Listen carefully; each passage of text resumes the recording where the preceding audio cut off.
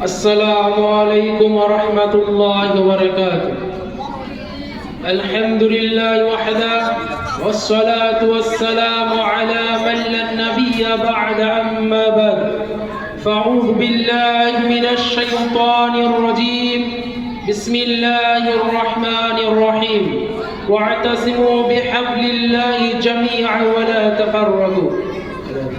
আজকে বাৎসরিক আঞ্জুমানের সবার সভাপতি মহাশয়, ন্যায়পরায়ণ বিচারক মণ্ডলী ও শিক্ষক মহাশয়গণ, আমার সামনে বসে থাকা ছোট বড় ভাই ও বোনেরা এবং দূর দূরান্ত থেকে আগত অতিথিবৃন্দ, আজকে আমার বক্তব্যের বিষয় হচ্ছে মুসলিম জাতির অধঃপতনের কারণ।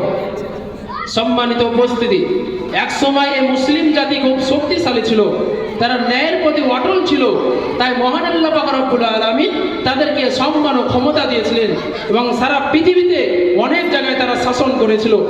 কিন্তু আজকে মুসলিম জাতি বিশ্বের নেতৃত্ব হারালো কেন? যে মুসলিম জাতিকে দেখে সারা পৃথিবীর কাফের সম্প্রদায় থরথর করে কাঁপত, কিন্তু আজকে সেই বিশ্বের মুসলিম জাতি সারা পৃথিবীতে প্রান্তে প্রান্তে মার খাচ্ছে। যে মুসলিম জাতির উপরে কোনো বেধর্মী জাতি মাথা উঁচু করে দাঁড়াতে পারেনি, কিন্তু আজকে সে বেধর্মীরাই মুসলিম জাতির উপরে মাথা উঁচু করে দাঁড়িয়েছে। যে মুসলিম জাতি কাফের সম্প্রদায়ের পরাশক্তিদের কাছ থেকে বিজয়কে ছিনিয়ে নিয়েছিল, আজকে সেই মুসলিম জাতি সারা পৃথিবীতে সবার কাছে লাঞ্ছিত, অপমানিত, গণধর্ষণ, গণহত্যা, এমনকি তাদেরকে মাতৃভূমি থেকে উচ্ছেদ করা হচ্ছে। কেন? কি কারণে আজকে মুসলিম জাতি সারা পৃথিবীতে লাঞ্ছিত, অপমানিত হচ্ছে? সম্মানিত উপস্থিতি, এই মুসলিম জাতি অধঃপতনের অনেক কারণ রয়েছে, তার মধ্যে কয়েকটা কারণ আপনাদের সামনে তুলে ধরবো ইনশাআল্লাহ। মুসলিম জাতি অধঃপতনের এক নম্বর কারণ, আজকে মুসলিম জাতির ঈমান দুর্বল করে ফেলেছে, ঈমানকে তারা দুর্বল করে ফেলেছে এবং মুসলমানের কাছে সবচাইতে মূল্যবান বস্তুর নাম হচ্ছে ঈমান, কিন্তু আজকে আমরা ঈমানকে দুর্বল করে ফেলেছি। অথচ মহান আল্লাহ পাক রব্বুল আলামিন পবিত্র কুরআন মাজিদের মধ্যে বলছেন, সূরা নূর 55 নম্বর আয়াতের মধ্যে, ওয়া'আদাল্লাহুল্লাযীনা আমানু মিনকুম ওয়া আমিলুস সালিহাতি লা ইস্তাগলিফান্নাহুম ফিল আরদ কামা ইস্তাগলাফাল্লাযীনা মিন ক্বাবলিহিম। আর তোমাদের মধ্যে যারা বিশ্বাস করে, যারা সৎ কাজ করে, তাদেরকে মহান আল্লাহ পাক রব্বুল আলামিন ওয়াদা দিয়েছেন যে তাদেরকে পৃথিবীর বুকে খেলাফত ও প্রতিনিধি দান করবেন, যেমন প্রতিনিধি দান করেছেন তোমাদের পূর্ববর্তীদেরকে। সম্মানিত উপস্থিতি, আলোচ্য বিষয় থেকে আমরা স্পষ্টভাবে এই কথাই জানতে পারলাম, যদি আমাদের ঈমান ও আমল ঠিক রাখতে পারি, তাহলে মহান আল্লাহ পাক রব্বুল আলামিন আগেকার মতো আমাদেরকেও খেলাফত ও প্রতিনিধি দান করবেন এই পৃথিবীর বুকে।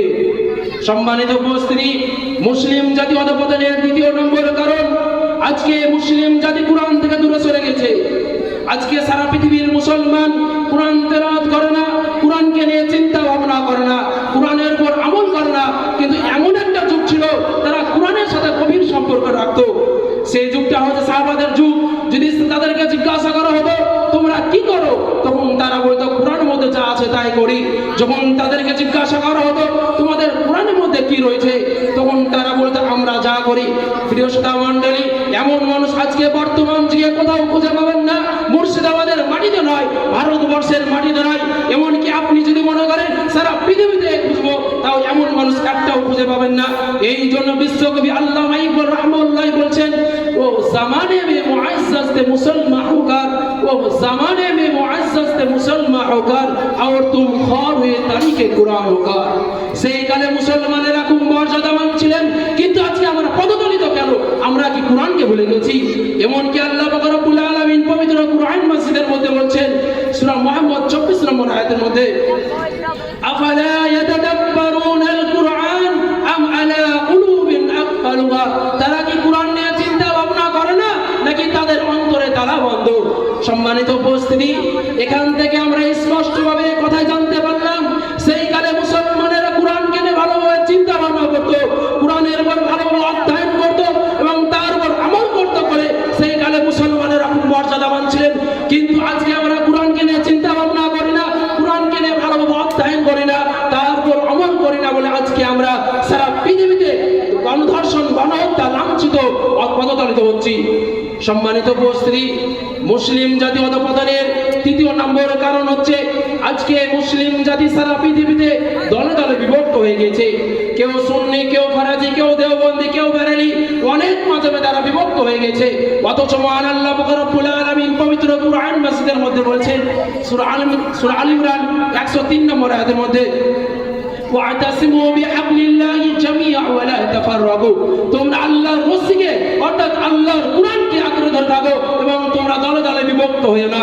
এমনকি রাসূল কারীম সাল্লাল্লাহু আলাইহি ওয়াসাল্লাম হাদিসের মধ্যে বলছেন, মিসকাত শরীফ হাদিস 176 নম্বর হাদিসের মধ্যে বলছেন, তারাকতু বিকুম আমরাইনি লান তাদিল্লু মা তামাসসাকতুম বিহিমা কিতাবাল্লাহি সুন্নাত রাসূল, আমি তোমাদের মধ্যে দুইটি জিনিস রেখে যাচ্ছি, যতক্ষণ পর্যন্ত তোমরা সেই দুইটি বস্তুকে আঁকড়ে ধরে থাকবে ততক্ষণ পর্যন্ত তোমরা পথভ্রষ্ট হবে না। এক আল্লাহর কুরআন, দুই নবীর সুন্নাত। এবার আপনারাই বলুন তো, আজকে আমরা এই মুসলিম জাতি কতজন রয়েছি আল্লাহর কুরআনকে এবং রাসূলের হাদিসকে আঁকড়ে ধরে রেখেছি? আমরা কতজন রয়েছি এই পৃথিবীর বুকে একতা হয়ে জীবন যাপন করছি? আমরা কতজন রয়েছি আজকে আমরা একতা নাই? আজকে আমরা কুরআন হাদিসকে দূরে সরে দিয়েছি। তাই বলে আজকে সারা পৃথিবীতে এই মুসলিম জাতি লাঞ্ছিত অপমানিত হচ্ছে। সম্মানিত উপস্থিতি, শুধু তাই নয়, আজকে যদি আমরা ঈমানকে মজবুত করে থাকতাম, আজকে যদি আমরা কুরআন এবং হাদিসকে আঁকড়ে ধরে দুনিয়ার বুকে চলাচল করতাম এবং যদি আমরা সম্পূর্ণ ভরসা মহান আল্লাহ পাক রব্বুল আলামিনের প্রতি রাখতাম, তাহলে আজকে দুনিয়ার বুকে এই মুসলিম জাতি লাঞ্ছিত অপমানিত এবং কি মার খাতো না। পরিশেষে আল্লাহ পাক রব্বুল আলামিনের কাছে দোয়া করি, হে আল্লাহ, আমরা সকলে যেন ঈমানকে মজবুত করে এবং তোমার কুরআন ও রাসূলের হাদিসকে আঁকড়ে ধরে এই দুনিয়ার বুকে চলাচল করতে পারি, সেই তৌফিক দান করুন। আমিন। আসসালামু আলাইকুম ওয়া রাহমাতুল্লাহি ওয়া বারাকাতুহু।